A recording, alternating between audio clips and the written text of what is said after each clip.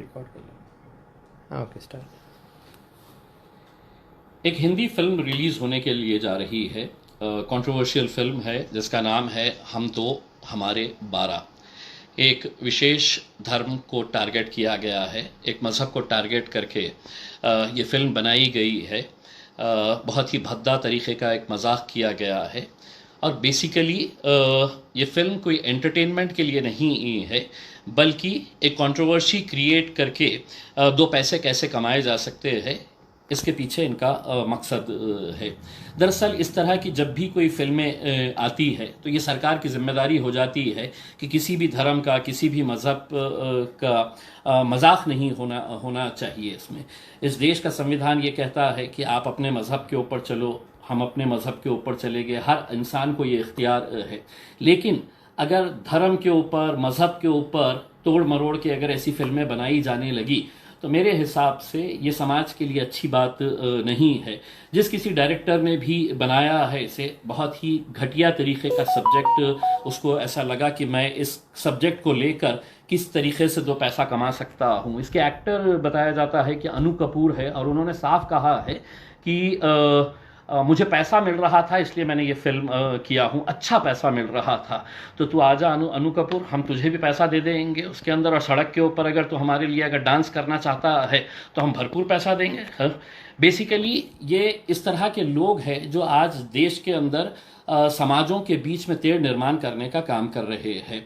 अब ऐसे मौके के ऊपर सरकार, प्रशासन और पुलिस की क्या जिम्मेदारी होती है। अभी अभी यहाँ के औरंगाबाद की पुलिस की तरफ से एक नोटिफिकेशन जारी किया गया है और हो सकता है कि महाराष्ट्र के अलग अलग पुलिस कमिश्नरेट्स, एसपीज की तरफ से ये नोटिफिकेशन आया होगा कि ये फिल्म रिलीज हो रही है और थिएटर्स को प्रोटेक्शन देना है करके। क्यों? पुलिस के पास अब यही काम रह गया है कि प्रोटेक्शन देना। पुलिस का काम जो है वो क्या है मुझे बहुत ज़्यादा बताने की ज़रूरत नहीं है, लेकिन ऐसी भद्दा तरीके के सब्जेक्ट्स के ऊपर बनाई गई फिल्मों को प्रोटेक्शन देना, क्या ये सरकार की जिम्मेदारी है?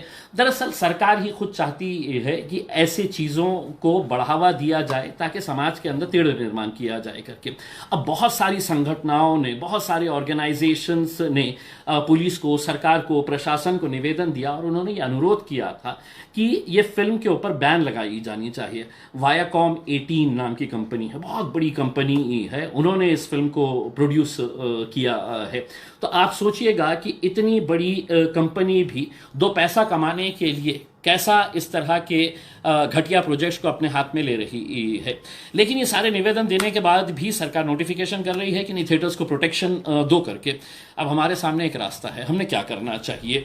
तो मैं तमाम लोगों से अपील करना चाहूँगा, कोई भी थिएटर के बाहर जाकर इसका विरोध ना करे, कोई भी थिएटर के बाहर इसका विरोध ना करे करके। अब आप हैरान हो जाएंगे कि अब इसका विरोध नहीं करने के लिए बोल रहे। दरअसल आप एक काम करिएगा कि पूरे जितने टिकट्स हैं वो पूरे टिकट्स खरीद लीजिएगा, वो पूरे टिकट्स खरीद के थिएटर में चले जाइएगा, वो फिल्म शुरू होने दीजिएगा और फिल्म को कैसे देखना है मैं ज़्यादा नहीं बताऊंगा आपको।